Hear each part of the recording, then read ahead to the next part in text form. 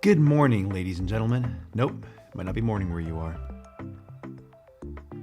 Today, we're going to be talking about branding and logos and why they're important to your company. Let's get it.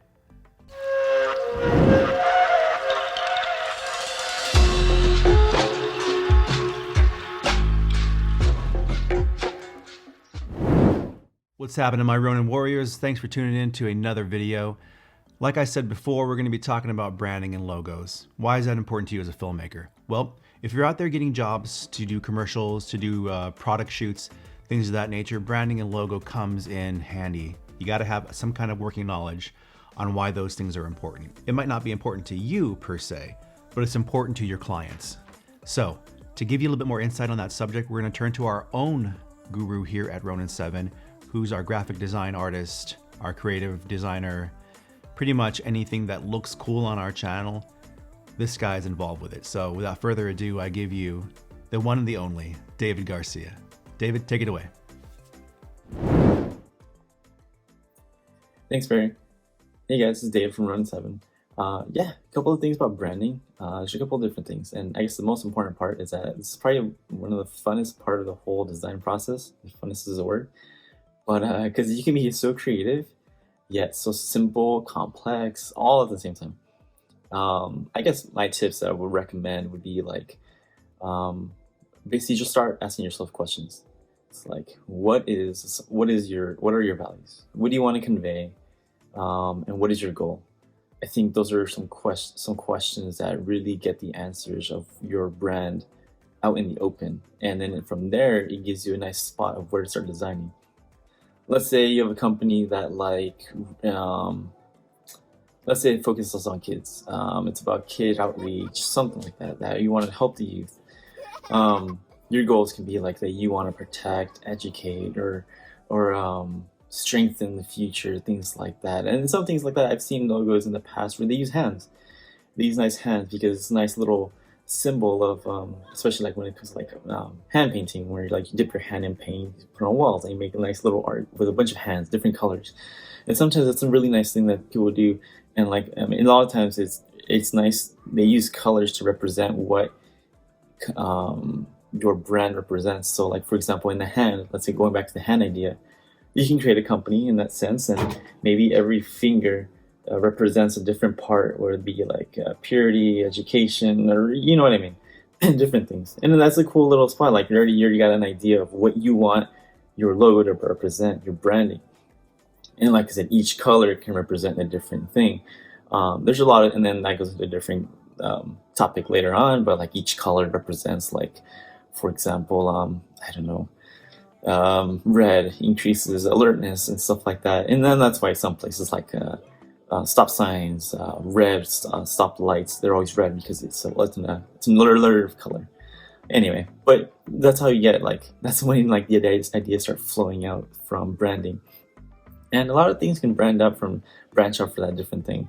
Sometimes you'll have some easy logos, easy brands. Other times you have some very complex ones. As of for us, Ronin 7, our branding really revolves around the Ronin and the use of the 7. The 7 is the biggest part of the brand philosophy, I guess you could say.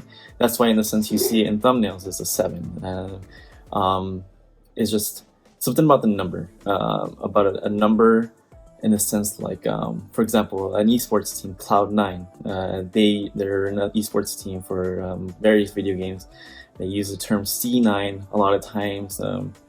Rainbow Six Siege, they use the term R6, Rainbow Six. I mean, like I said, the numbers is another part of the branding that really helps you stick out against competitors compared to, like, I don't know, a really, really long name that's not catchy and easy to remember. That's why Ronin 7, entertainment.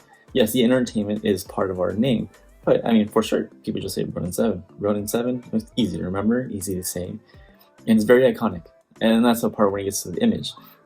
Sometimes, depending on your logo or your branding, some people use very simple icons. Otherwise, like us, we use a very nice image in our logo because we feel that it represents, like, Ronin. Very nice. And then other companies, you can go very, very abstract and unique stuff like that. Like I believe you can see Shell, they use the Shell logo in theirs, I think.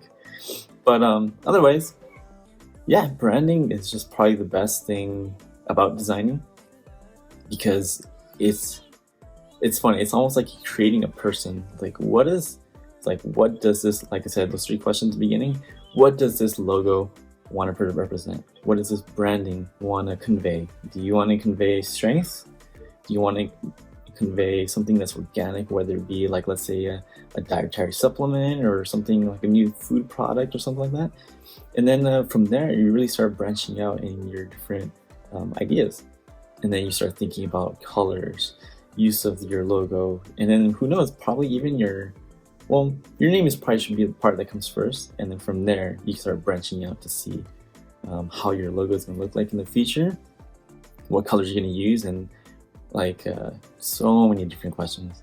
But again, that's probably like the best part of designing, is the branding part, where all these ideas come out into flow. And the beauty of it and the hard part of it is getting all those ideas down to one little icon that you can put on a little business card, just like that big, and that part represents like everyone and everything of that brand. But yeah, guys, if you guys have any more questions about branding or any kind of design philosophies, keep checking back at Ronin 7 with us, and then we'll be talking about your next feature thing. Leave us a comment, see what you want us to talk about soon, and then we'll see what the next topic of our videos are going to be. And yeah, back to you, Perry. See you guys. Thanks, David. Appreciate it, man. There you have it, folks. The top 3 tips on branding and logos. Use that information as you will. Hopefully it gets you more gigs, it gets you more jobs. At least now you have somewhat of a working knowledge of what it is to deal with branding and logos. So if you haven't already, please like our video, subscribe to our channel, hit the bell, find out when we're putting more stuff up. We really enjoy doing this, and we hope you guys enjoy watching with us. So thanks for coming on this adventure with us. See ya.